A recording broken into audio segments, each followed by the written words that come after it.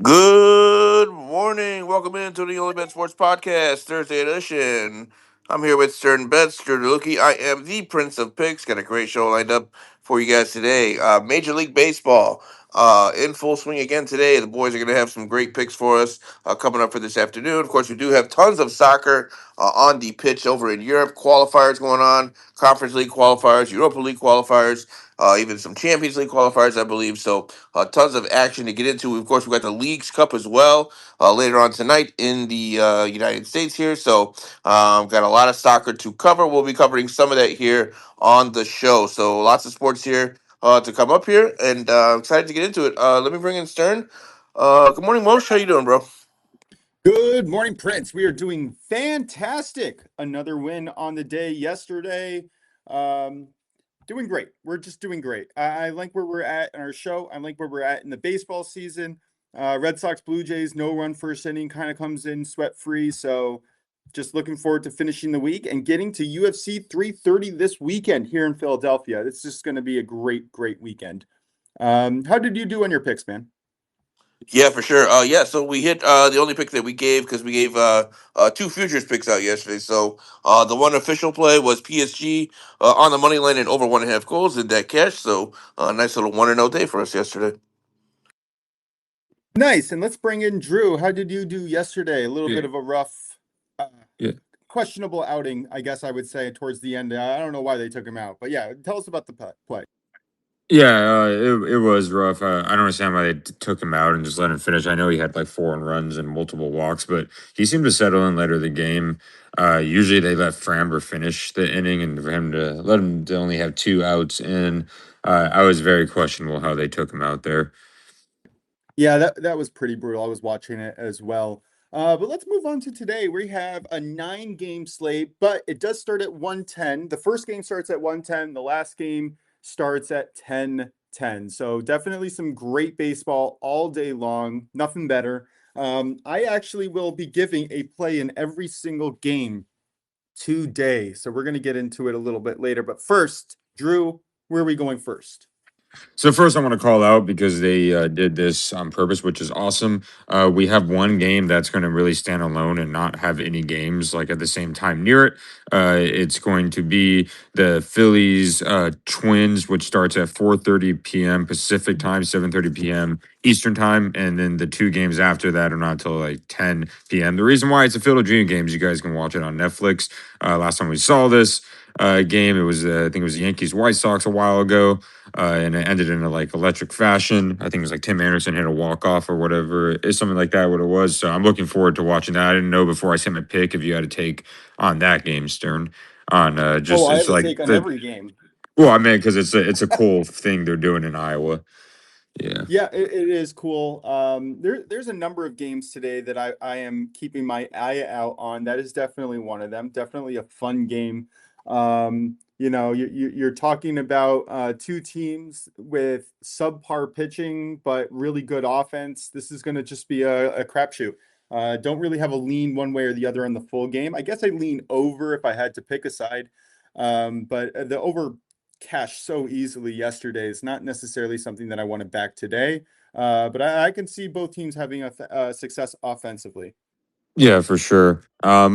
What I would say for my pick, we're gonna bounce back. I'm gonna go with a pitcher who has been lights out and one of the most underrated pitchers in the league. Give me Parker Messick over 17 outs at minus 144. He averages about 5.9 innings per start, so that's basically 6 innings per start. Uh, if you look at it all in the 6 starts, recently he's gone, 6 inning pitch, 6.2, 7, 7.1, 4.1, 5.2. He has a high. He's a pitcher that has a relatively low walk rate. He can strike people out too. He has around, I think it's like a 25% strikeout rate, but his changeup has a 35.5% whiff rate, and his four seam generates about a 26.5% whiff rate. He's facing a Tigers team who, can struggle at the ball and play. They rely a lot on extra base hits. Another thing is we saw those last 2 games, be 6-4, 6-4 on both sides, which is very interesting. And lastly, the Guardians had to use, I believe it was like 4 bullpen arms. Foster Griffin made it 5. I know the game before, Tanner Bybee made it 6.1.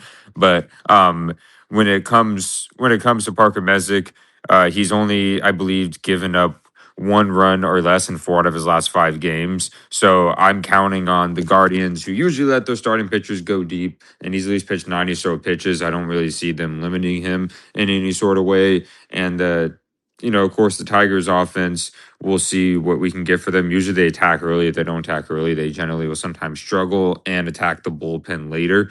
They're not the best against starting pitchers if they don't get them in the first 2 innings either. So I will say Parker Messick over 17.5 outs at -144. Not going to be deterred by, the Framber or the play before where Skeen's going to get 5. Just kind of bad luck. Keep going and doing my right reads. I feel like I've been doing.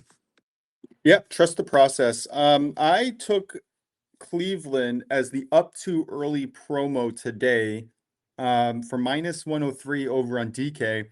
And then I hedged on FanDuel, where you can use a boost over there to get Detroit's money line at +130. So a nice little hedging opportunity. And I do like Cleveland to go up early in this game overall. So definitely on board. I think this is a sharp play.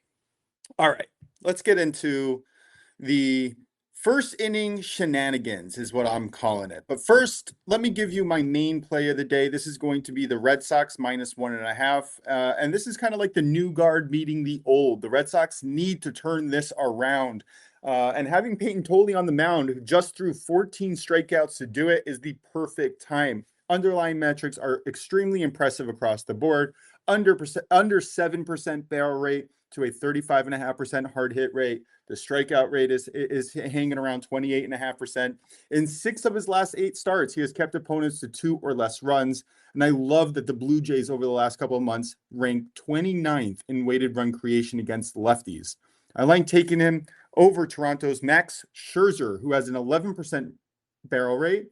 Depressed metrics pretty much across the board. The only thing that's going well for him is the hard hit rate sitting at 37.3%, but that's not going to save him when your strikeout rate's at 16.8%. He is also showing some problems with control with a over 9% walk rate. Yeah, he has been a little bit unlucky if you're looking at the FIP to XFIP numbers. FIP sits at 523, XFIP sits at 407, but 407 isn't pretty when you're facing the Red Sox, who despite the recent struggles, are still hitting 7th in the league over the last month on the road and rank 4th in WRC plus. That's weighted run creation against righties in the same time period. One last note here. Scherzer has shown some trouble in recent years after good starts. Usually after the second, third, or fourth start, he starts to slow down. He is a little bit older. His arm gets tired, and I'm willing to take that chance today. And if it doesn't happen today, I'm going to take it next start out.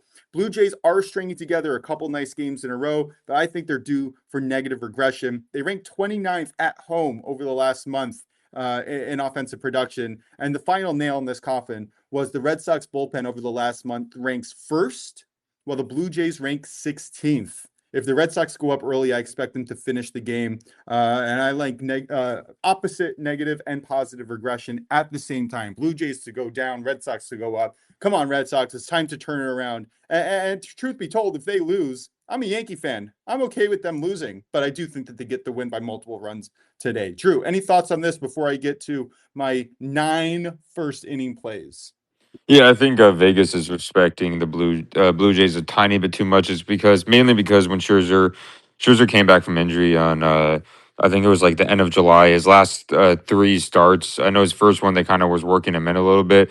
He's only allowed, I believe it was like 4 runs in about 14 innings of play. He pitched really well against St. Louis and Philadelphia, so they think Scherzer's back in that way. But this is a good time to fade him if you. Because he's going to be at his highest peak with in terms of Vegas. Whatever he got worked out, he ended up working out. His control looks better, but he's facing Peyton Tolley, who's been lights out. I still think they should have kept Peyton Tolley in the next inning. He wouldn't necessarily gotten the strikeout record, but he would have gotten in the top 5 possibly. It was definitely an impressive performance. But again, with those young starters, you don't want to push them too far because sometimes negative regression happens in the next game out. I like the fact that they took him out because it gives him a chance to go at it again today. All right, let's get into the first inning plays. You guys are going to have to listen carefully here. because there are 9 of them. All right. First one, Cubs Nationals. I took the yes run first inning at -110 over on DK. I'm not going to give explanations for each one just because there's simply so much volume here.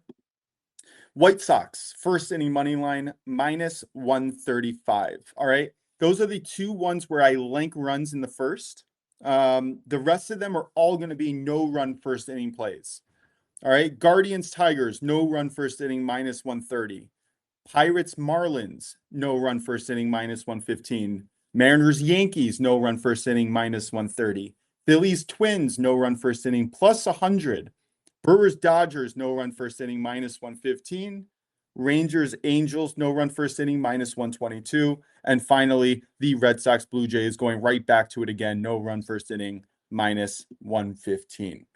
Yeah, we're doing that. Drew, any thoughts? Yeah. Oh wait, what was the one that you said after the Brewers Dodgers? It was Rangers, Rangers. Angels, no run Okay. first inning, Yeah. -122. Yeah, perfect. Yeah, I would say the one because I of course I liked all of yours. I was just like off first glimpse. The one I am a little worried about. I know it's a very favorable hitting ballpark, and Nationals are great in the first inning. Cubs can be too. I would say that one, if Gosman is on in the first inning, Cade Cavalli is, it could be a struggle. But I think that's really good value, figuring both teams know how to score in the first inning. But I would say all the other ones, I like what you said with them, especially my favorite one that you said just off first glimpse. And I can't argue with it, even though it's at the Yankees stadium. Logan Gilbert versus Max Fried. Yeah, that seems amazing. Yeah, something to note about that game. We have incredible hitting conditions there. I'm not willing to take anything. I'm not taking any overs in that game except for the first inning. I actually like runs overall in that game. But I think in the first inning, they're both their xFIP numbers are really, really good, and I'm willing to back them as well. Even Gilbert on the road, they really do and are great pitchers. So it's a no-brainer for me. I think we're going to have a pitcher's duel for the first 3, and then we're going to have a little bit of a runs bonanza. Prince, we've been talking for a while. Any thoughts in the MLB today? Any questions? Any leans? I gave out 10 plays here on the show. Any thoughts on any of them? Nope. No thoughts from me. Just listening and tailing. All right. Let's get to it then. We did talk about PGA yesterday. If you guys aren't following our guy, please go follow. It's an unbelievable situation. Brian Liberati has been on fire. Watching the tournament earlier today, it's definitely going to be a fun one. I'm looking forward to seeing what he has in matchups for tomorrow morning. Let's get into soccer. Prince, are we ready for soccer? Yeah, we're ready. Let's go ahead and get into it because we do have some plays here kicking off at 12 p.m. Eastern. So, as we're doing the show live, they're going to be more for the live listeners, guys. So, we'll call this a live bet alert, sort of. We got kickoffs here in about 15 minutes, again, 12 p.m. Eastern. I'm looking at 3 games here in the Conference League qualifying. We're gonna do a 3-leg parlay here. We're looking at 3 teams to just score 1 goal. That's all we're asking for here. So the first game we're looking at is going to be between Ilves taking on Rijeka. Ilves at home, chasing a 1-0 aggregate scoreline right now. So at home, they tend to score a lot of goals, specifically in a game where they need a score as they're down 1-0 already in the aggregate scoreline. I like them to just get 1 goal, 1 plus goals anyway. So we're looking for Ilves to score. We're going to parlay that with Karabag to score a goal. They're taking on Dynamo Kiev, again, 12 p.m. Eastern. Karabag, a team that scores a lot at home, a lot more at home than they do on the road. They, too, are chasing a 1-0 aggregate scoreline right now, so they're in a desperate situation where they're going to have to push for goals as well. And with their goal scoring home or form at home, I like them to at least get 1 here on the board against Dynamo Kiev. So we're taking Ilves to score. We're taking Karabag to score. And then we're also going to take Rigas. On some of your books, it might be labeled RFS. And if you're looking at a picture of the logo, it's a blue logo. So just to give you guys a little bit of extra context there in trying to find that game, RFS taking on Jablonec. This one's a 12:30 p.m. Eastern kickoff. Jablonec have a 2-0 lead on the aggregate, but this game is at RFS in Latvia. RFS, the top team in Latvia, one of the top teams year in and year out in Latvia, and they just pump in a lot of goals. Specifically, again, a great scoring team at home. With them being down 2-0 into the aggregate scoreline, I expect them to push for goals and at least get a goal here in this one as well. So we're looking at three teams here, desperate situations, three teams here that like to score goals at home. Can be Ilves to score, Karabakh to score, and RFS or Rigas to score. And that parlay comes in at plus 112. Love it. Got it in just now. Looking forward to these games. Remember, it's going off soon, so get it in now. Yep, and then we got more here. Got a couple more picks for you guys. We're looking at the Iceland. This is going to be the one dot dealed. This is basically, I believe, the second division of Iceland, but they call it the one dot dealed. And we're looking at a specific game, 2 p.m. Eastern kick. We have Vestry taking on Reykjavik. I like goals in this one. Looking at the head-to-head, goals have been a theme between these two sides. Also, looking at the table, the scoring and conceding has been happening on the regular between these two sides as well. So, lots of information here to suggest there's going to be goals. I'm going to take the over 3 in this one at minus 125. I just think we're in for a shootout in this one. And Iceland, one of the top scoring leagues in the world as well. So, I think everything's in place here for us to potentially see a lot of goals in this one. So, give me Vestry, Reykjavik over 3 goals at minus 125. Then finally, for me, in the Leagues Cup, we got 2 plays here that I'm looking at in specific. The first one is going to be a 10:30 p.m. Eastern kickoff, a late game here. Portland hosting Tijuana.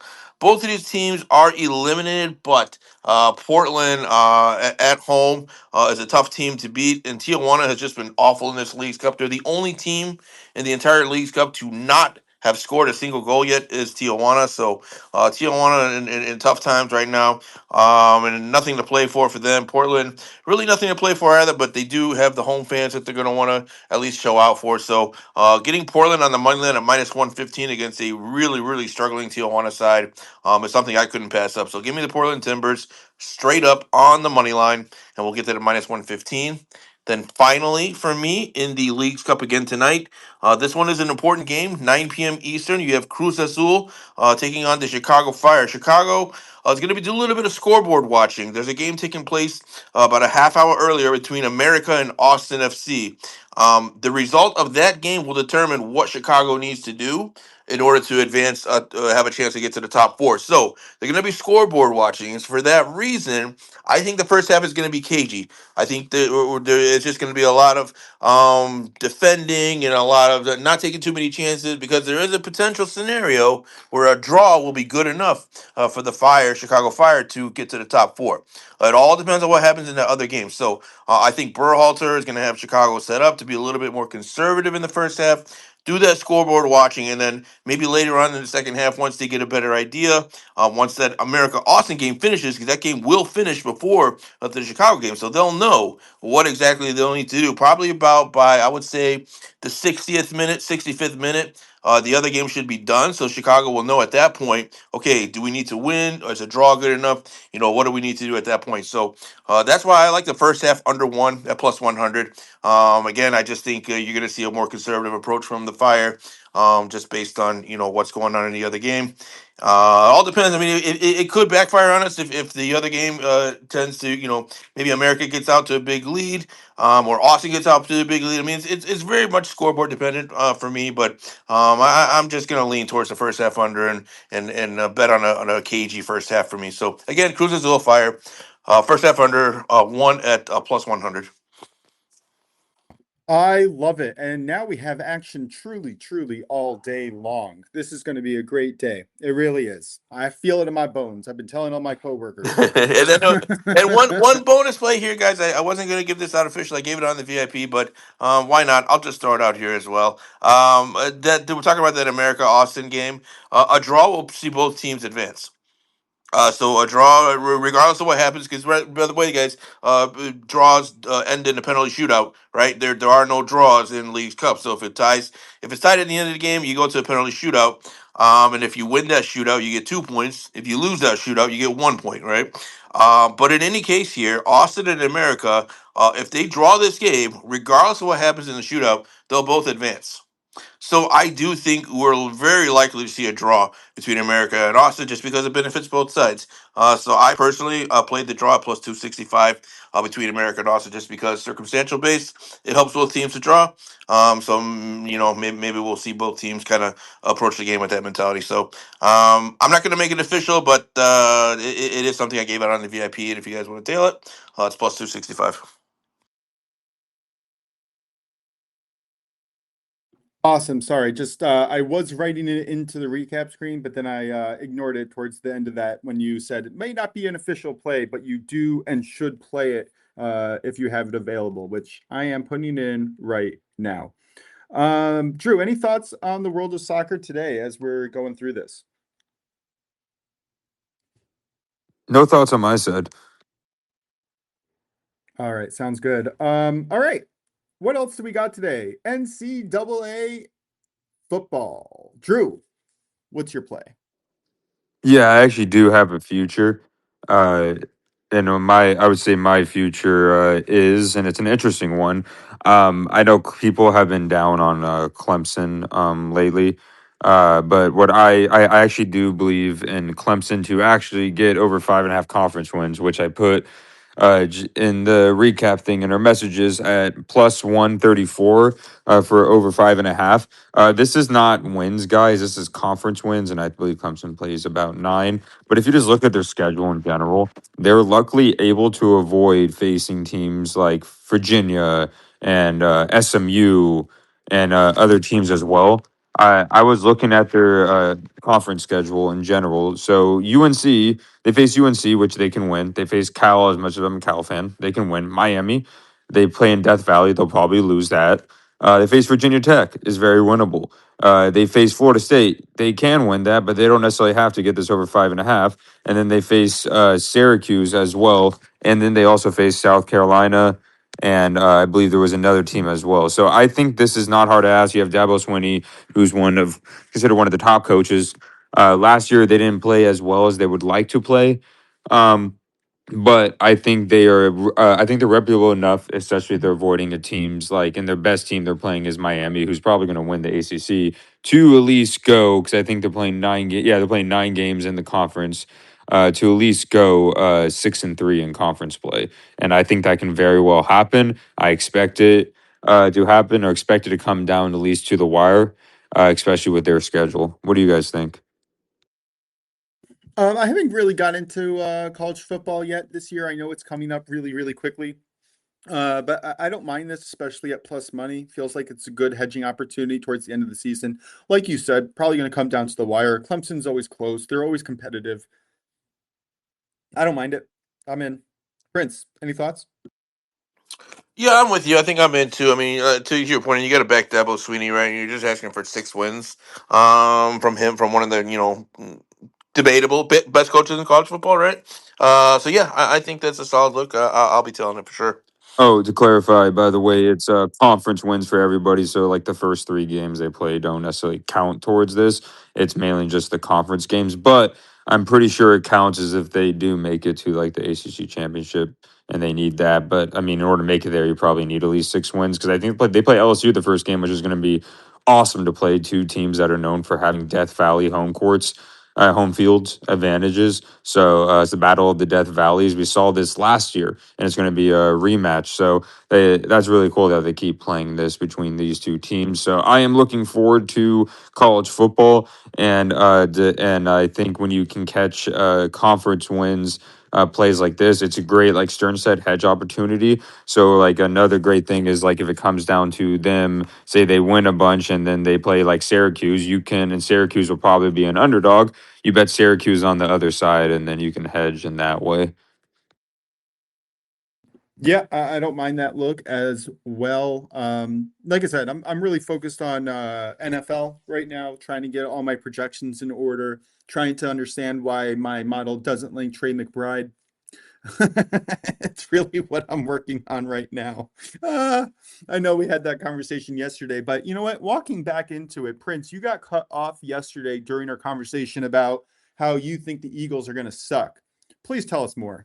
Okay, hold on. Let me rephrase that. You put words in my mouth. I didn't say the Eagles Oh, are going I'm definitely putting you in a hole, buddy. I did not say the Eagles are going to suck. Okay, here's my thing. I didn't say any of those teams are going to suck. I said the Giants might have struggle. Might struggle this season. The Giants might. But the Commanders and the Eagles, I'm not necessarily saying they're going to suck, but I'm just saying neither one of them are dominant enough to say that the Cowboys cannot win the division. It's not in my opinion, the Eagles have overachieved over the last couple of years. That doesn't mean they necessarily suck. It just doesn't mean that I don't think they're quite as good as what their record has shown, right? So, do I expect some regression at some point? Yeah, I do. I don't, I'm not a necessarily 100% believer in Jalen Hurts. Like I said, I love the guy's character. The guy's character is off the charts, right? You talking about an A plus plus type of guy on and off the field. So, there's no disputing who he is as a person and what kind of a competitor he is. You'd love to have his competitive spirit on your team, on any team, really. But when you peel back the curtain a little bit here, I just wonder about some of his accuracy issues and just him as a quarterback in general. When he doesn't have elite talent around him, I just wonder where it goes for him. So. Questions about Philadelphia is all I'm saying. I'm not going to say that they suck, but I do have questions about them. But one thing I did want to rebuttal, because I listened to it afterwards. Of course, I listened to the replay, and Drew made some points that I wanted to definitely rebuttal. So if you guys remember me saying, I was saying, you got to throw out the fact that take away the labels, take away the name. Like Drew was saying, and Drew, I'm gonna call you out right now. You were saying that oh, we've seen this before. This is the Dallas Cowboys. We've seen this story. They always say, I'm paraphrasing. I'm not saying word for word what you said, but you were saying, they come in every year, more or less, thinking that they're going to win it all, stuff like that. You were insinuating those things, and my point is, you got to take that away. We're talking about 2026. We're not talking about 2025. We're not talking about 2024. We're not talking about 2023. We're not talking about the year before that, and the year before that, and the year before that. We're talking about this year. And if you take away the fact of who they're called, and you take away Jerry Jones, you take away everything that's associated with the Dallas Cowboys, right? And you just look at the team for what it is. I find it hard to argue how this team can't win the division. You just forget about the fact that they're the Dallas Cowboys, call them any other name you want, and look at the team for what it is. And so that's my point. Is I look at this roster, I look at this team, and I say, where are the glaring holes? Where are the glaring deficiencies where they can't win the division, right? You got to throw out the history in the past. The history has nothing to do with it. So that was just one of my rebuttals that I had, and I really wanted to say it then, and I'm glad I'm saying it now. But I'm of course interested to have a debate about this because I'm pretty bullish on the Cowboys. But Drew, correct me if I got you wrong. If I did, I apologize. But what are your thoughts? I'll let you bounce back on this. Yeah, so basically what I was saying at the end of the day is I agree. Like you take away that stuff, it's hard to take away that stuff, but let's say we do, but like we kind of saw it, and I have to kind of go based off last year because that's kind of what we're going based off last year, technically, based off you saying you're not to believe in Jalen Hurts because of last year. But in general, when it comes to talking about the Cowboys, I'm not a believer in them because we saw last year they lost to teams they probably shouldn't have, like the Cardinals. So I feel like I can say that if you're able to say you're not believing in Jalen Hurts because of last year as well, too, if that makes sense. You know what I mean? So that's why I said that. Sort of, yeah, I get it. I get it. I get what you're saying a little bit. But for me, when I feel like mine is more directed at a player, whereas the Dallas Cowboys hatred is based solely on the name of Dallas Cowboys, right? Where I'm talking about a specific player and his traits. I'm not saying like, oh, the Eagles are not going to be good because the Eagles always do this and the Eagles always like. That's a very generic statement, and I don't think it's fair to put that on a team when each year is different. Whereas if you're talking about a player's personal progression, I think that's a little bit different than talking about a team and what the narrative is about this team and the let's be honest, the bias against Jerry Jones and the bias against the Dallas Cowboys and kind of using that as a referendum as to why you think now I'm not saying you personally but just in general why people think the Cowboys won't be good. I would throw that out personally. I don't think that's fair to use those kind of arguments, I would say, when you're talking about the Cowboys, because again, I'm talking about this team in 2026, and I don't see how you can say that they don't have a chance to win a division. So that's So my point. I think there's value on them at plus 200 something to win a division. So to be fair, I'll say this real quick. I would say one of the main reasons I know I mentioned I feel like points that back up like the Eagles and why I still think they can do it, especially with AJ Brown being out now and Hurts to be more successful. One of the biggest issues, put aside the Cowboys accident waiting to happen. I agree with that. There's something that's still a question mark that hasn't got solved. Their D line is much better, of course, with Quinn Williams. Their secondary is still not a good secondary, and I think that's one of their biggest issues. Is their secondary got absolutely fried last year, and they haven't really done much changes to kind of fix that in a way to where we've seen games, especially last year. It's not necessarily a certain player, but I think it's a group, a target where Dak would put up these numbers, but they wouldn't be able to back it up. They got the D line solved, but you need to have a back end. You need to have linebackers. They don't have good linebacker, necessarily great middle linebackers either to help that. The Eagles overhaul, I believe, have a much better defense. They have great young corners that are all pros.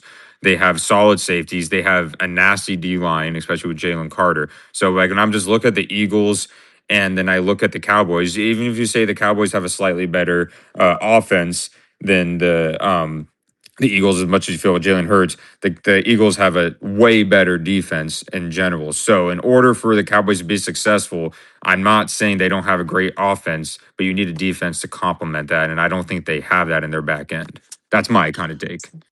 Yeah, so sorry, Steve, lower one sec. I got two questions for you. One, the Cincinnati Bengals when they got to the Super Bowl, how was their defense that year?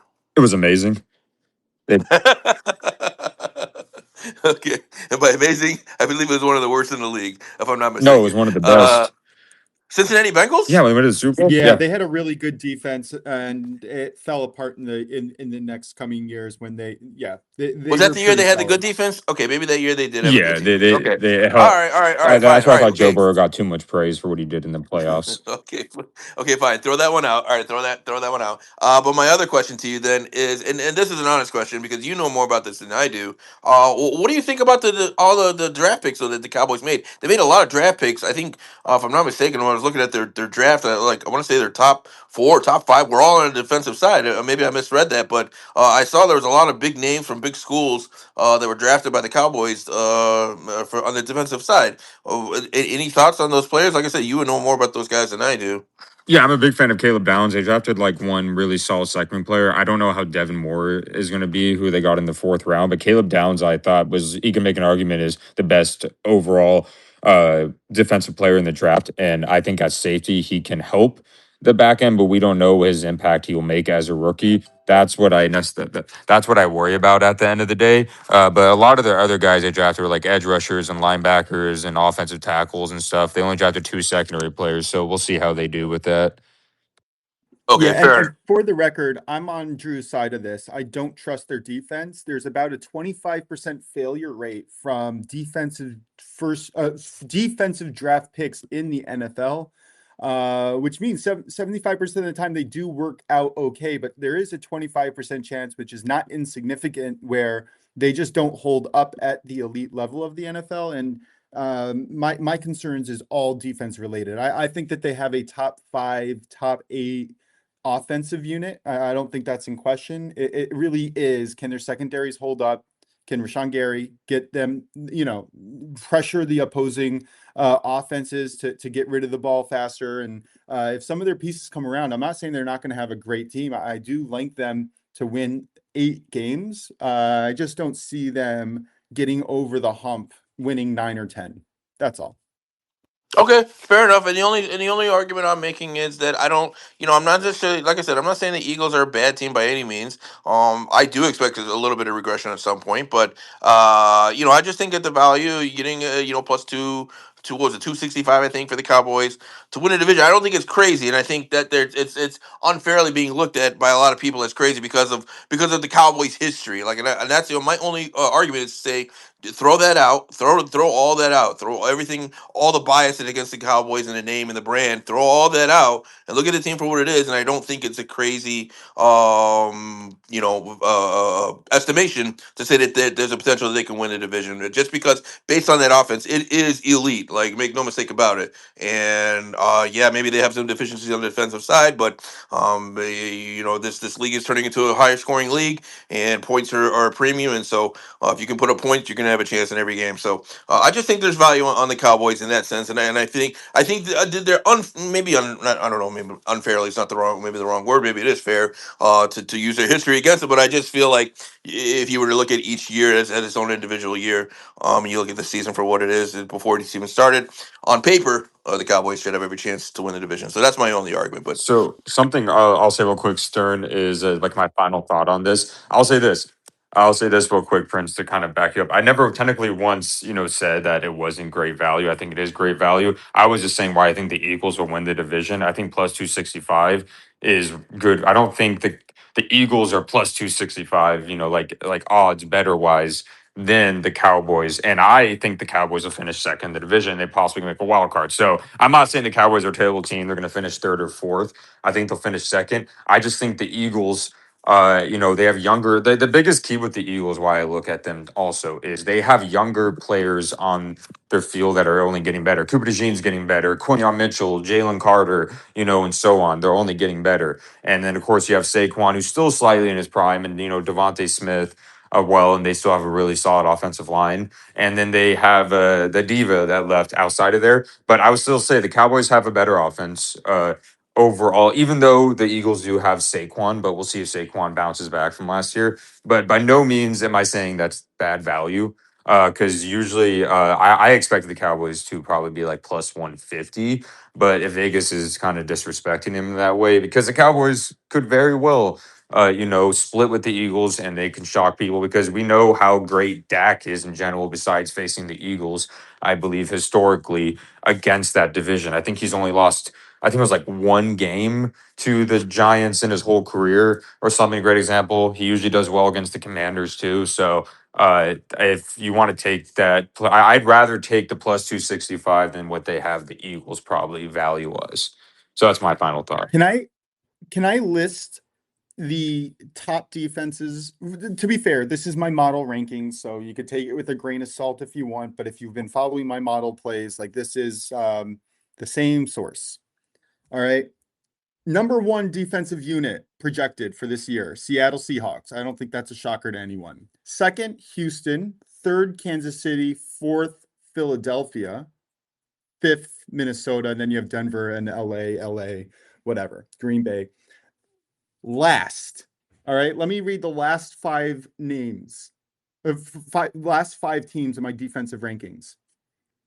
Tennessee, Washington, New York Jets, Cincinnati, Dallas. Dallas ranks last in my projections. But to be fair, I do like their offense. Offensively, though, where's Dallas ranked offensively here? I have them ranked 1, 2, 3, 4, 5, 6, 7th in the league, right after Indiana and Baltimore, above San Francisco and Jacksonville and the Bengals. So see it both ways, but that defensive unit is definitely the question here. If they play anywhere near average, the Cowboys are going to be great this year. I guess that's my final take. so they just got to average 45 points a game and give up 42, and we're good. Let's go Cowboys. How about them? Yeah. How about them Cowboys? Jerry Jones, baby. Yeah, I think it's going to be similar to the Bengals of the last 2 years, but we're going to see. It really depends a lot on the health of their entire team. And again, Dallas has shown time and time again, it's like the Philadelphia teams of the early 2000s. Are they going to win? No. Are they going to be good? Yes. And by the All way, right. let me just make something clear. I'm not a Dallas Cowboys fan. By the way, guys, I'm really not. I'm just looking for where the value is on money plays, and I'm looking at them, and I'm like, I don't get all the hate against them. I mean, I understand that Cowboys fans can be insufferable at times, and they think they're going to win the Super Bowl every year. I get all that, but yeah, I mean, I just think from a value standpoint that I don't think the Eagles such far and away favorites to win the division as maybe some of the public is making them out to be. I don't think they're like leaps and bounds and heads and shoulders above everyone else in the division. So that's my only take. But yeah, I'm not a Cowboy fan, just so you guys know. So I'm not. I'm a Bears fan through and through, and a little bit of a Cardinals fan. By the way, you know what I'm playing around with right now, Prince? Trying to What? bait you into a showdown, whether or not Dallas makes the playoffs. Oh, I'm in. Oh, Are let's do you? it. I have Oh to do yeah. a little bit more research. I want another Okay. week, but as long Cool. as it's before the preseason, I am very much looking into the numbers. I have them to make the playoffs at around 38% of the time. The plus 105 number there makes it very intriguing for me to take them not to make the playoffs, just purely based on projections alone. But then again, I got burned last year by Yep, you the sure Bears. did. So I'll burn you again, no problem. Yeah, man, I'm all in. Yeehaw, let's do it. How about them Cowboys? All right, let's talk MMA here a little bit. Starting to get through my picks. Very exciting board here. Very, very exciting. Makachev, I don't think there's a question whether he wins or not. It's just how he wins. Is it going to be well, I guess I'll just say this. I don't know if Rashawn Gary is going to be able to keep the fight on the feet where he needs it to be able to win here. So I'm looking for Makachev as a money line parlay piece, possibly also taking to him to win by submission. Drew, any thoughts on that kind of angle, and then I'll go through an actual best bet of mine that I'm looking.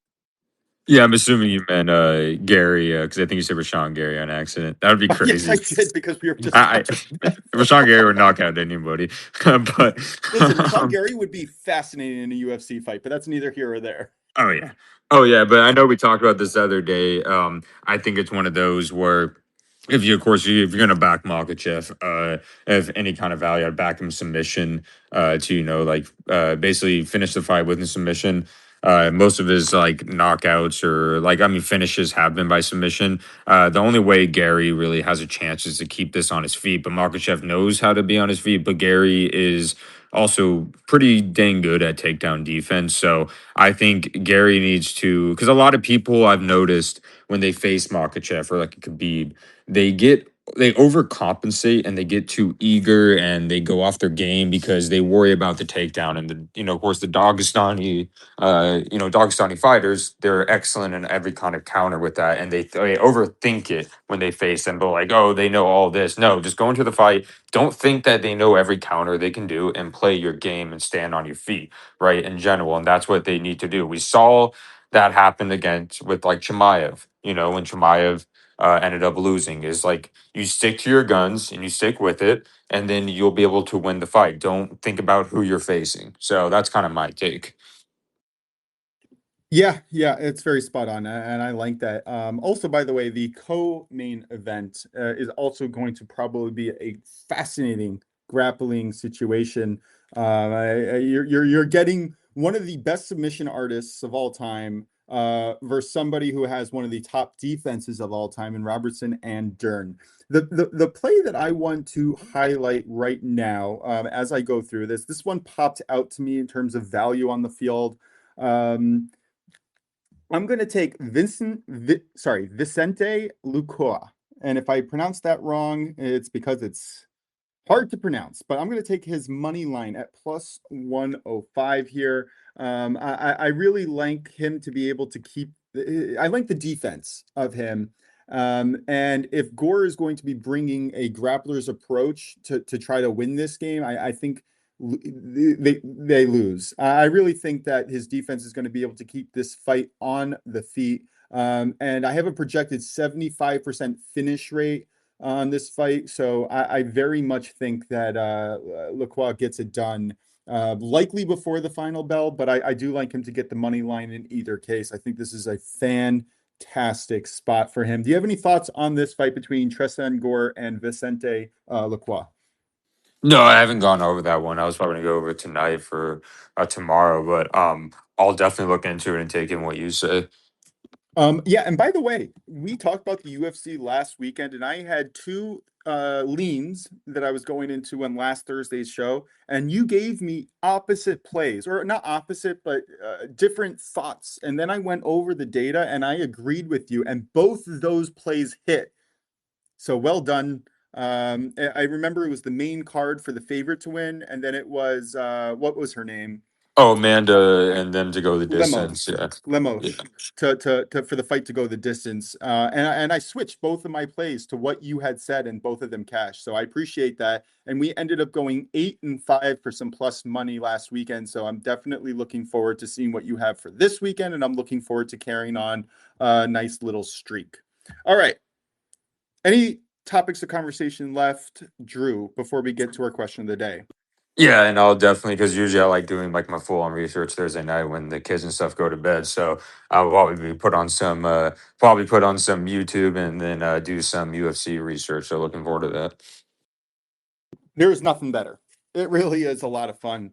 And I've also been including some of my AI reports that I have printing out every single weekend for the UFC fights, and I'm starting to include them in the articles themselves. So if you guys notice any issues or problems with the data coming through, please let me know so that I can fix the problems. But overall, I've found them to be pretty accurate and a good explanation for what to expect during the fight itself. What method of victory for each fighter. It goes over, how they like to fight, what their defense and numbers kind of look like under the hood, and what we could kind of expect just from a stylistic matchup. So the plays themselves, I write, but the explanations on the background of each fighter is something that I've been using AI to print out.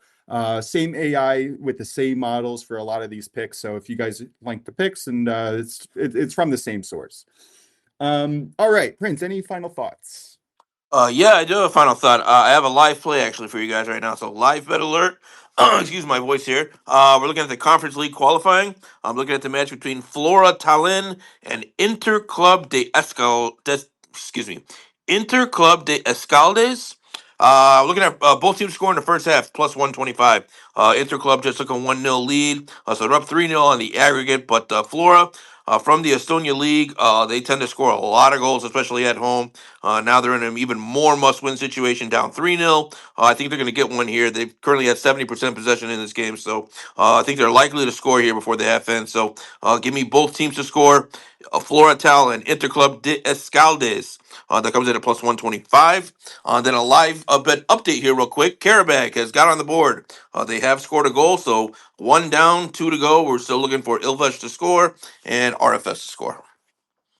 Fantastic. It looks like DK, you had both teams to score in the first half. Is that correct in the Correct. First half. Florida Yep. Island? Correct. It looks like DK just took it down, so I'm going to go look on FanDuel.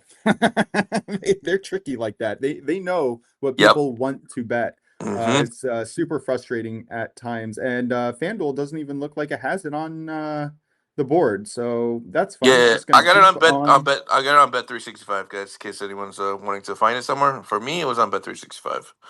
All right, going over there right now. What was the team names? Just so that because they're so hard to keep in Yeah, mind. I know they're hard because they're really weird names. Flora Tallinn and Interclub de Escaldes.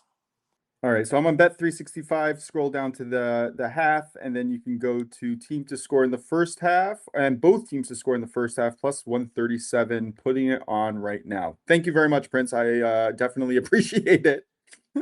Yeah, for sure. Let's see. We got another about 25 minutes plus stoppage time here, so hopefully we can get a goal here before halftime ends. Also, shout out to you yesterday. You had, I think, you hit 3 out of 4 live plays on your premium channel. So I appreciate that, and I appreciate the caches as well.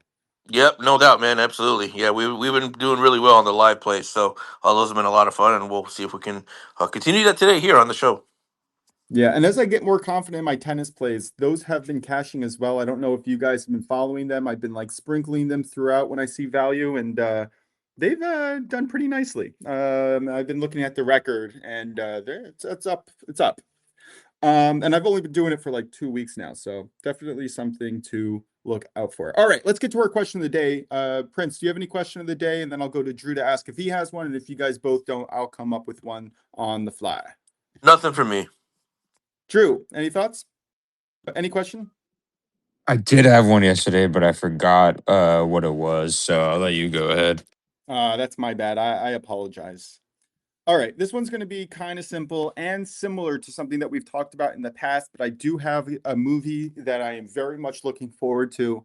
And the question really is going to be what movie or TV series that is not out yet, but coming out, could be in theaters now, it's fine, that you're very excited to watch or get into. Drew, I'll go to you first. So is this like kind of like ones that I want to watch but haven't kind of thing? Yeah, or something that you're very excited to come out for. I guess I'll answer first to give you Oh give yeah, go you ahead. a something kind of a preview of what I'm looking for. I am really looking forward to the Super Troopers 3 movie, buddy comedy. I like that whole troop. They have I think it's like 7 or 8 movies under their belt, and every single one is fantastic. I love the writing, I love the camaraderie, and I like that dumb buddy type of comedy where you don't have to think. It's very low stakes, but it's a comedy throughout the whole movie, and I don't think that we get enough pure comedies. And I'm really excited to see Super Troopers 3. That's something that I'm looking forward to. Yeah. Oh, yeah. I'm a big fan of Super Troopers. I would say for me, I'll do a couple. I'm a big anime guy, and I'm looking forward to Jujutsu Kaisen season 4 to come out. That's gonna be really fun. And then just for like non-anime wise, I am very looking forward to. I know this is a basic answer, but Avengers Doomsday. I think that's gonna be awesome and fun. Prince, what are you looking forward to seeing? Yeah, so for me, I'll go off the cuff a little bit here. And I'll say Blood of Zeus season 3. I've talked about this show before on Netflix. By far my favorite anime show of all time, and I don't even watch anime. But the storyline is just so incredibly good. The acting, the writing, voice acting, just top tier. Everything's just top tier about this series. Cannot wait for season 3 to come out. I'm not sure when it's coming out, but I will absolutely be binging it the day it comes out. Just a really, really good show. And then the other one would be just came out, I think maybe last week or the week before. Ted Lasso. The new season just came out for Ted Lasso, so I've only watched the first episode, but I'm really excited to get into that. I really like that show a lot. So I yeah, those would be think my two. that might be one of the best sitcoms of all time. I truly do. It's It's fantastic. there's no true villain in the show, and I'm sorry if that's a spoiler for anybody who hasn't watched it yet, but it is a truly feel good motivational type of TV series that just makes you feel good. There's no bad.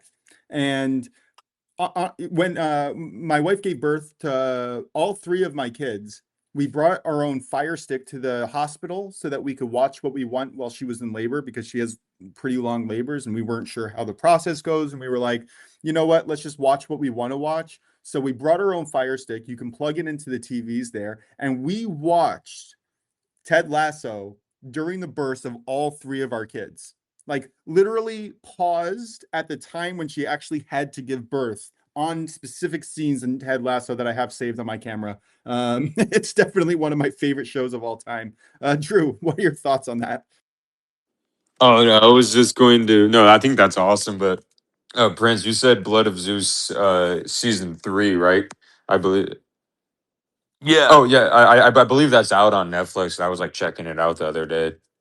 Uh, Wait. yeah, When but did it? Wait. I might be wrong with my seasons. Maybe I'm looking for season 4. so When here's the did it come thing. out? I looked it up. I'm sorry, but they're done after season 3. They stopped it. I'm No. sorry. I looked it up. I'm sorry for ruining it for you. But Wait. When did season 3 come out? 2025 they said in Netflix. Okay, so I saw that. So that's it. They're Yeah, not making any more. yeah. They said Oh, they're you gotta not. be freaking kidding Well, me. I Oh would say my blame god. Netflix. They probably Oh, I'm gonna discontinued. blame Netflix. They always ruin Well, because I was everything. checking it out Damn. because of you the other day, Yeah. and I saw that there's 3 seasons, and then I just looked now. I'm sorry, yeah, just Oh man, way to be the bearer of bad news, Drew. and Thanks. No, I'm just kidding. no pun intended with Dub Bears, but anyways, Wow. but Well Stern, that's done. awesome though. Uh, I'm sorry, Prince. All right. Absolutely love it. Also a show on my to watch list. All right, let's get to our recap here. We're coming up on the hour. Drew, what is your best bet today?